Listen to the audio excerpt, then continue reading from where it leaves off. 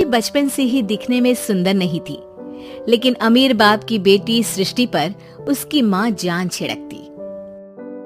मेरी बेटी कितनी प्यारी है, भगवान सबको सृष्टि जैसी बेटी दे।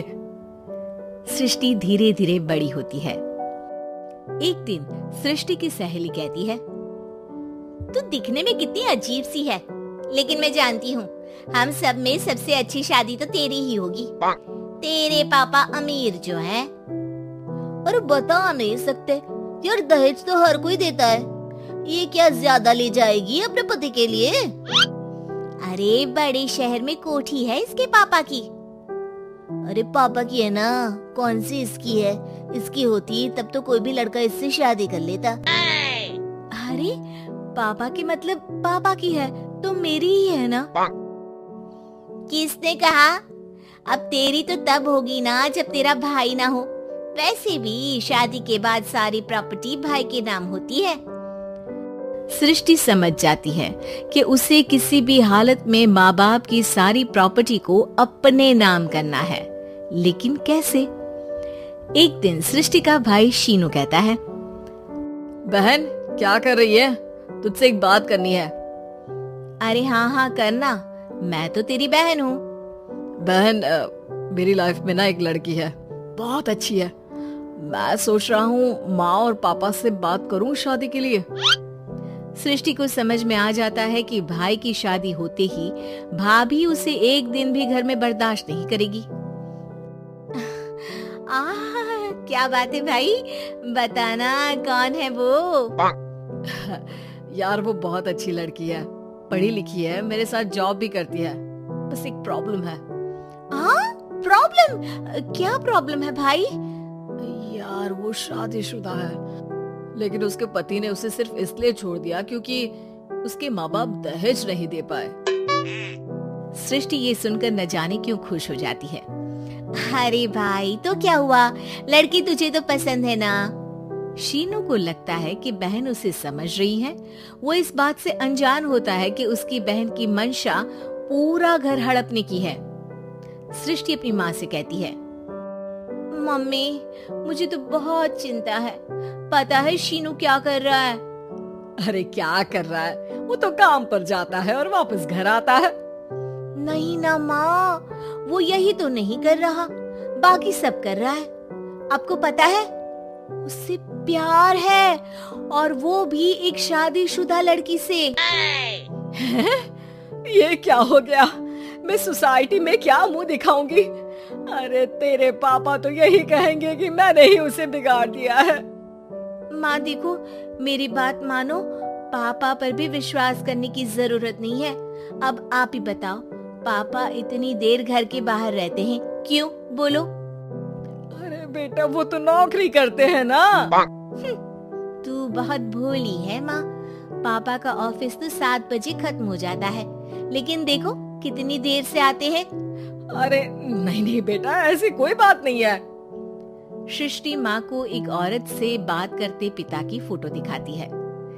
देखो माँ कैसे हैं पापा, मैं ना कहती थी कि पापा सही नहीं है।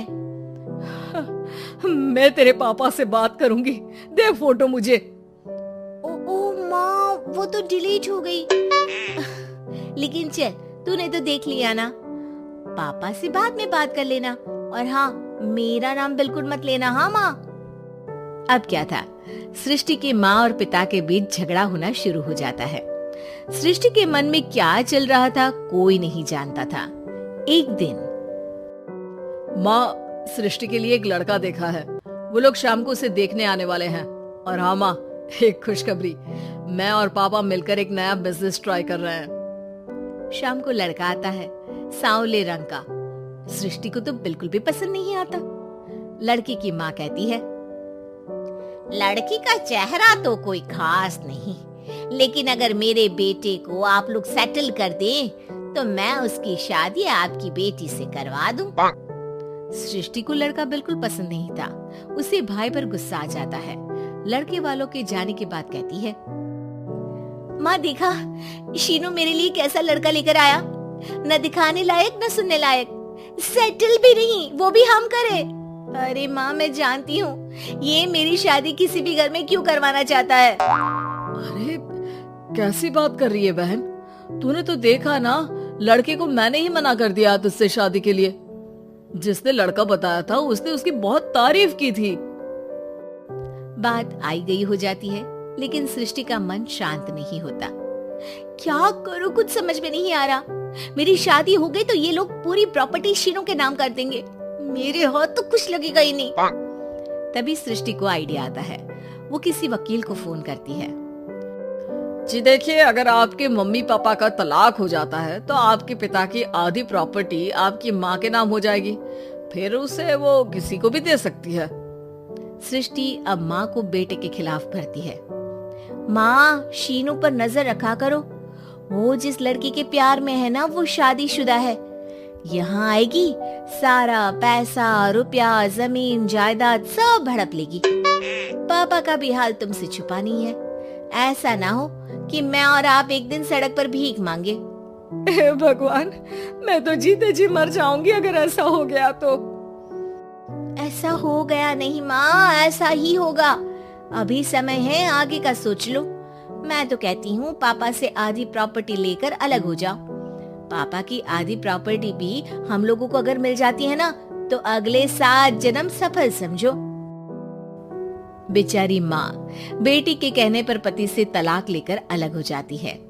सृष्टि अब पैसों से गाड़ी और अपने दूसरे महंगे शौक पूरे करने लगी। उसके दोस्त भी उसके पैसे इस्तेमाल करते। सृष्टि, कल तुम कहाँ थी? मैं सारा दिन घर पर अकेली थी। तो मैं क्या करूं? मैंने ठेका तो नहीं लिया है ना तुम्हें संभालने का। माँ को सृष्टि से ये उम्मीद नहीं थी। वो बैठकर रोने लगती है। वहीं उसका पति यानी कि सृष्टि के पिता आ जाते हैं। मैं जानता था कि तुम्हारा यही हाल होगा, तो आपने मुझे रोका क्यों नहीं? मैं रोकता तो तुम रुकती क्या? सृष्टि के कहने पर तुमने मुझ पर अपने बेटे पर शक किया, लेकिन तुम ये भूल गई कि कैसे हम दोनों ने मिलकर जीवन में इतना सब खड़ा किया। माँ पति के गले लग जाती है। मुझे माफ कर दीजिए, मैंने आपकी कमाई का एक बड़ा हिस्सा गवा दिया। कोई बात नहीं, तुम साथ हो तो मैं ऐसी 7 प्रॉपर्टी खड़ी कर दूंगा। तभी वहाँ सृष्टि आ जाती है रोते हुए। माँ, मयंक ने मुझे छोड़ दिया। वो बोल रहा था जब तक मेरे पास पैसे थे तब तक ही वो मेरे साथ था। पापा, माँ, मुझे माफ कर दीजिए।